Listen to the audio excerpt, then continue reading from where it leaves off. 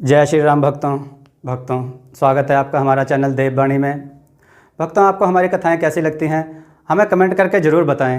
भक्तों, हमारी कथाओं को लाइक अधिक से अधिक करें, इन्हें शेयर करें और हमारे चैनल को अधिक से अधिक सब्सक्राइब करें। भक्तों, आपसे एक गुजारिश है, हमें इंस्टाग्राम पर फॉलो करें जिसका लिंक डिस्क्रिप्शन में दिया गया है। तो चलिए शुरू करते हैं आज की कथा। जय श्री राम भक्तों, सवालों की श्रृंखला में आप सबका स्वागत है। आज का प्रश्न है, माता सबरी के गुरु का क्या नाम था? अपने उत्तर वीडियो में कमेंट करके जरूर दें। चलिए आज की कथा श्रवण करते हैं। आज की कथा है एक ब्राह्मण, सियार तथा बाघ। आइए कथा श्रवण करें। एक जंगल में एक सियार रहता था। एक दिन वह अपने शिकार की तलाश में जा रहा था। उसने दूर से देखा एक आदमी एक बाघ के आगे आगे चला आ रहा था। उसे दाल में कुछ काला नजर आया और वह नजर बचाकर चलने लगा। तभी उसे आदमी की आवाज सुनाई पड़ी, मंत्री जी, जरा रुकिए। सियार ने अनसुनी सी करते हुए अपनी चाल की गति को बढ़ाई। आदमी ने फिर आवाज दी, सियार महोदय, जरा मेरी फरियाद तो सुनते जाइए, मैं आपके पास ही आ रहा था। सियार ने सोचा, यह निश्चय ही सीधा साधा व्यक्ति संकट में फंस गया है, उसकी सहायता करना तो धर्म है, जरा इसकी बात सुन लें। यह विचार आने पर सियार रुक गया और कहने लगा, जल्दी बोलो, मुझे भी कहीं जल्दी पहुंचना है। बाघ और आदमी सियार के निकट पहुंच गए। सियार कहने लगा, जरा दूर से ही बात करो तो बेहतर हो। आदमी कहने लगा, मैं एक गरीब ब्राह्मण हूँ, पुरोहिताई करके जीवन गुजारता हूँ और इसी सिलसिले में पहाड़ी के उस पास के गांव की ओर जा रहा था। रास्ते में इन बाघ महाशय को एक पिंजरे में बंद पाया। मुझे देखकर यह सहायता की गुहार करने लगे और इन्होंने मुझे हानि न पहुंचाने और एक मित्र की भांति संकट आने पर मेरी सहायता करने की शपथ ली। संकट में फंसे इस प्राणी के प्रति मेरे मन में दया आ गई। इनके मन में कपट भाव होने का मुझे तनिक भी एहसास न हुआ।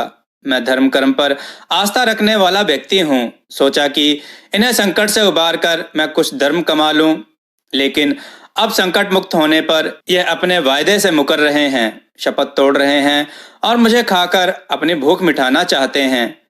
मेरे उपकार का क्या यही फल है? यही जानने के लिए हम आपके पास आ रहे थे। कृपया न्याय कीजिए, बड़ी कृपा होगी। आदमी की बातों को सुनकर सियार कुछ देर सोच में पड़ गया। उसकी आंखें कुछ देर के लिए बंद हो गईं। उसकी मुद्रा देखकर बाघ के होंठ कुटिल मुस्कान में हिलने लगे। सियार ने आंखें खोलने पर बाघ के चेहरे पर कुटिल मुस्कुराहट देखी। उसने गंभीर स्वर में बोलते हुए कहा, बाघ भैया, अब जरा आपकी भी बात सुन ली जाए, पता तो चले कि यह आदमी कितना सच बोल रहा है। बाघ कहने लगा, यह सच है कि इसने मुझे एक पिंजरे से आजाद किया, लेकिन अपने को मुक्त पाने और इसे सामने देखने के बाद मुझे जो भूख जगी उसे मैं दबा नहीं पा रहा हूँ। लेकिन बार बार यह मेरी शपथ और दोस्ती की बात याद दिलाकर मुझे रोक रहा है।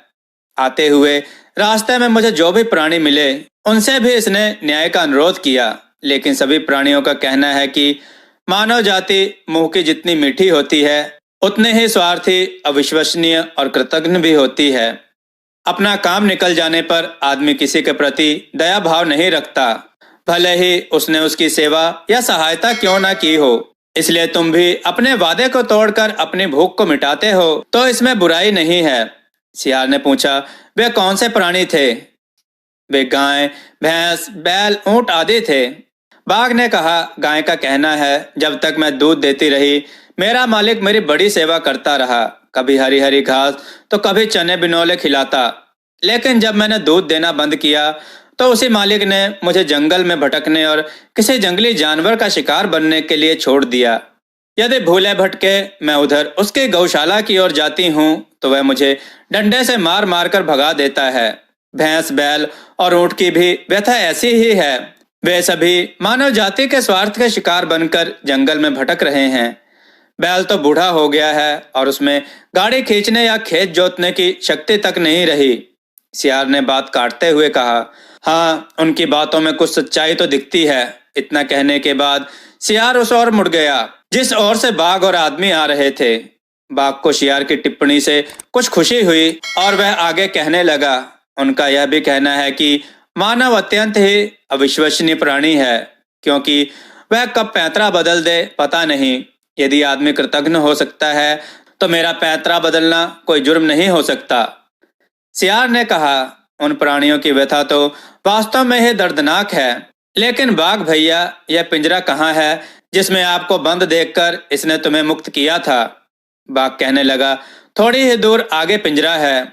सियार ने पूछा, तो बाघ भैया आपने अपनी प्रतिज्ञा तोड़ने की ठान ही ली है?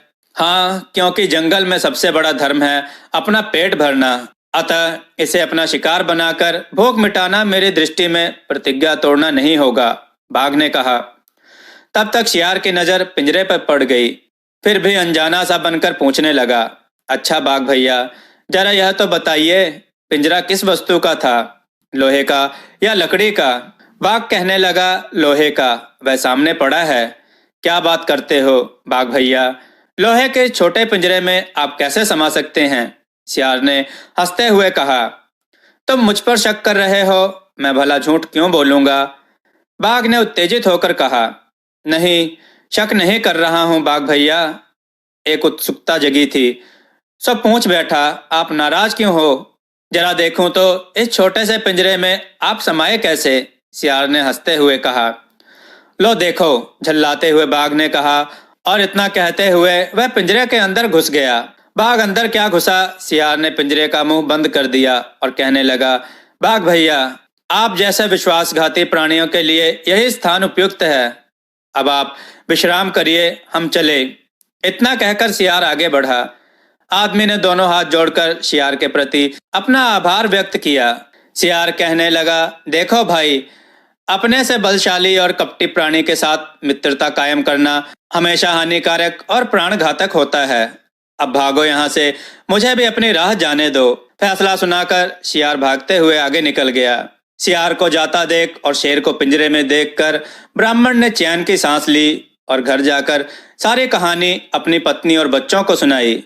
दोस्तों, आपको यह कथा कैसी लगी? अपने विचार और सुझाव कमेंट में जरूर दें। हमारी कथाओं को लाइक करें, हमारे चैनल को सब्सक्राइब करना ना भूलें, हमारी कथाओं को शेयर जरूर करें, जिससे लोगों को अच्छा ज्ञान प्राप्त हो।